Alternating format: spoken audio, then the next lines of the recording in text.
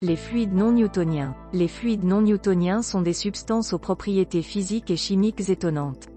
Sous l'apparence de fluides presque aussi liquides que l'eau, ce type de fluide a la particularité de devenir solide quand on y exerce une pression suffisamment forte. De quoi s'agit-il, en chimie? Les fluides sont des milieux parfaitement déformables qui peuvent être gazeux, fluides compressibles, liquides, fluides peu compressibles, ou bien ni l'un ni l'autre, dans certaines conditions de température et de pression. La mécanique des fluides est la branche de la physique qui étudie le comportement des fluides lorsqu'on les soumet à des forces ou des contraintes. On distingue deux grandes familles de fluides en fonction de leur viscosité, les fluides dits newtoniens, et les fluides non newtoniens. Les différents types de fluides. Les fluides newtoniens, comme l'eau, l'air et la plupart des gaz, présentent une viscosité constante ou qui ne peut varier qu'en fonction de la température. En revanche, les fluides non newtoniens ont la particularité d'avoir une viscosité variable, en fonction de la vitesse et des contraintes qu'ils subissent. En d'autres termes, la déformation de ce type de fluide n'est pas directement proportionnelle à la force qu'on lui applique. Exemple de fluide non newtonien. Le sable mouillé que l'on trouve en bord de mer est un bon exemple de la particularité des fluides non newtoniens. En effet, si on frappe du sable mouillé, il présente la consistance d'un solide, alors que si l'on appuie dessus doucement, il se comporte comme une pâte. Une petite expérience sans danger à réaliser chez soi consiste à mélanger de l'eau et de l'amidon de maïs, maïzena.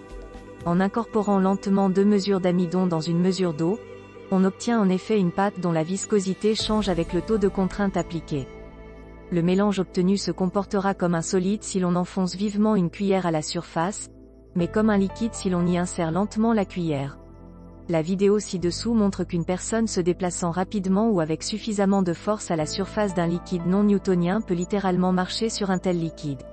Recherche et application des fluides newtoniens. Les fluides non newtoniens font l'objet de recherches fondamentales poussées, non seulement parce qu'ils sont très présents dans la nature, mais aussi en vue d'éventuelles applications telles que la réalisation de gilets pare-balles. Ils constituent un matériau intéressant en raison de leur capacité à absorber l'impact d'un projectile à une vitesse élevée, tout en restant suffisamment souple pour être porté sans gêne. La branche de la physique qui les étudie est appelée rhéologie. Résumé sur un liquide non newtonien. Un fluide qui s'écarte de la loi de Newton sur la viscosité constante quelle que soit la contrainte, est dit non newtonien. Lorsqu'ils sont soumis à une force, la viscosité des fluides non newtoniens peut changer, devenant soit plus liquide, soit plus solide. Par exemple, le ketchup est un fluide non newtonien parce qu'en le secouant, il devient plus liquide. De nombreuses solutions salines, des polymères fondus, de la crème anglaise, du dentifrice, des suspensions d'amidon, de l'amidon de maïs, de la peinture, du sang, du beurre fondu et du shampoing sont des exemples de fluides non newtoniens. Le plus souvent, la viscosité des fluides non newtoniens dépend du taux de cisaillement ou de l'histoire du taux de cisaillement, la déformation progressive causée par des contraintes de cisaillement ou de traction. Néanmoins, certains fluides non newtoniens dont la viscosité est indépendante du taux de cisaillement continuent à présenter des schémas typiques de différence de contrainte ou d'autres comportements non newtoniens.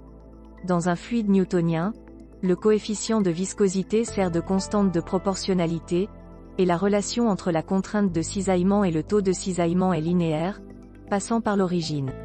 La relation entre la contrainte de cisaillement et le taux de cisaillement diffère dans un fluide non newtonien. On peut même observer une viscosité dépendant du temps dans le fluide. Il est donc impossible de déterminer un coefficient de viscosité constant.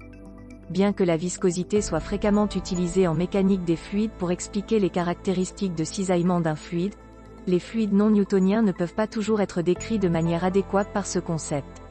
Ils peuvent être examinés plus efficacement en utilisant un certain nombre de propriétés rhéologiques supplémentaires qui relient les tenseurs de contrainte et de vitesse de déformation dans de nombreuses situations d'écoulement, telles que le cisaillement oscillatoire ou l'écoulement en extension, et qui sont déterminés par divers instruments ou rhéomètres. Les équations constitutives à valeur tensorielle, qui sont fréquemment utilisées dans la recherche en mécanique des continuums, constituent un outil supérieur pour comprendre ces propriétés.